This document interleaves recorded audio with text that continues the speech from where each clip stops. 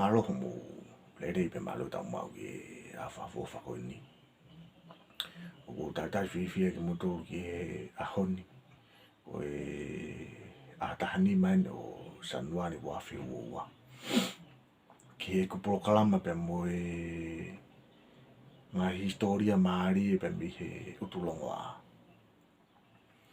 ko ka venga o proklama e hani te kalano ai ki he whangana i loa ko utu kakai.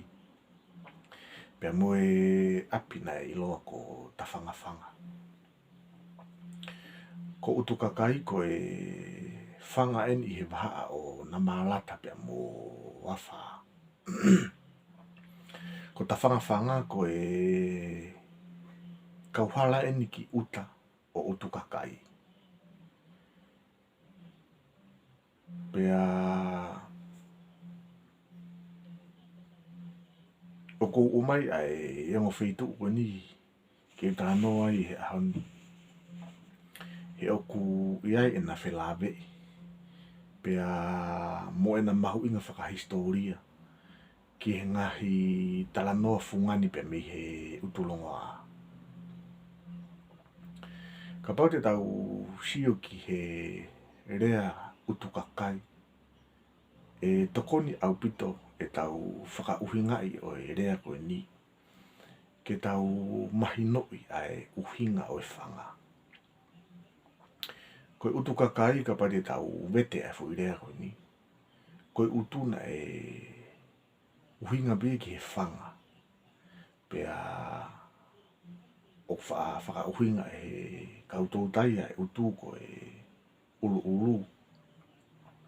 Ka koe yango uhinga ko ia o ku whakatahai ko toa mai pe ia e fu rea koe whanga. Pea koe uhinga o rea koni koe utu kakai koe whanga na kakai ia.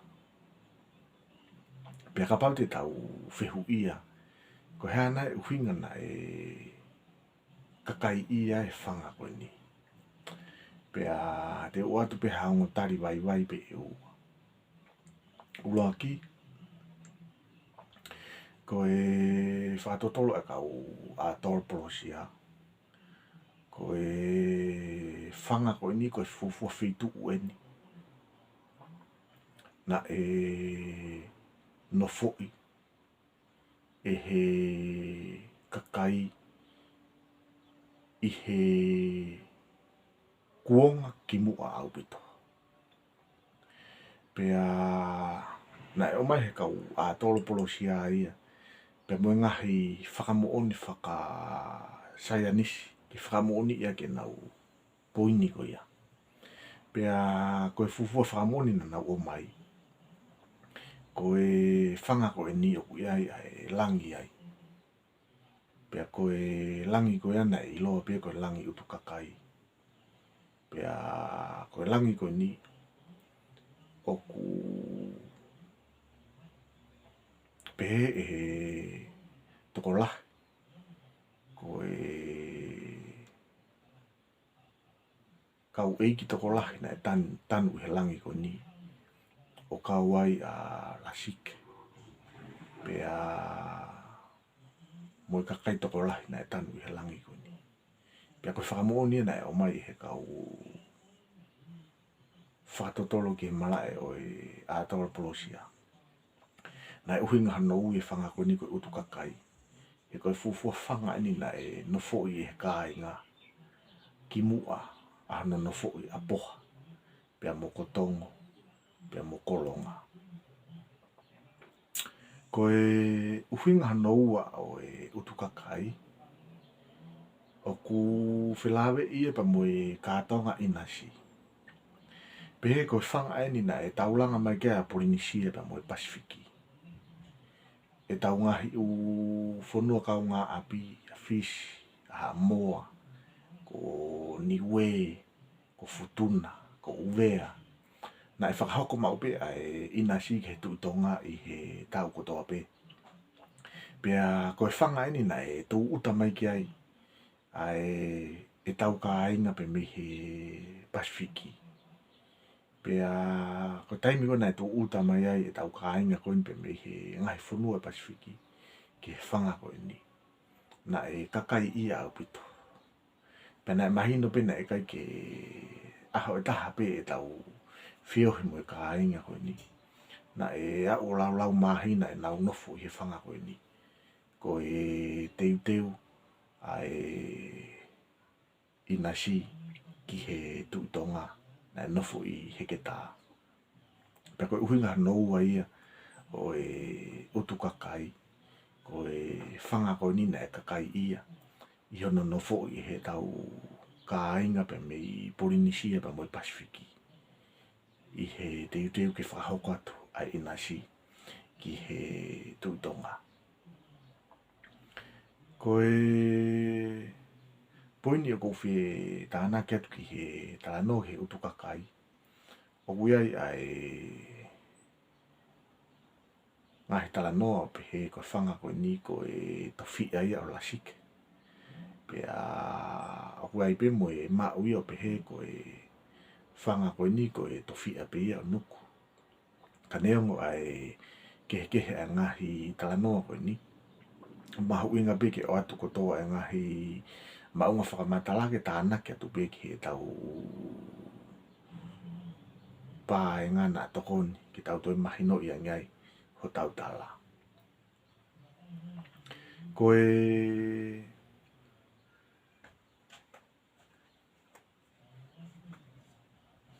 ka wenga hoko te uhoko atu ki ai ko e api ko ta whanga. Ko ta whanga ko e kauhala e ki uta o utu kakai. Pea kono ai ko ke toi mahino ange. Ko e ngahi api ni unofu ai ai kaulangi i he aho ni. Pea ko e api ko e ni oku e ai pe mo e talai a pe he ko e ngahi tofi a moini o lasike. Ka ko e whakahistoria o e api ko e ni. Ko e api eni nei fuafua api utai ai sias katolika i he taimi na e tari ai ai loto katolika i kotongo. Pena e ngau e kire vai api ko ni.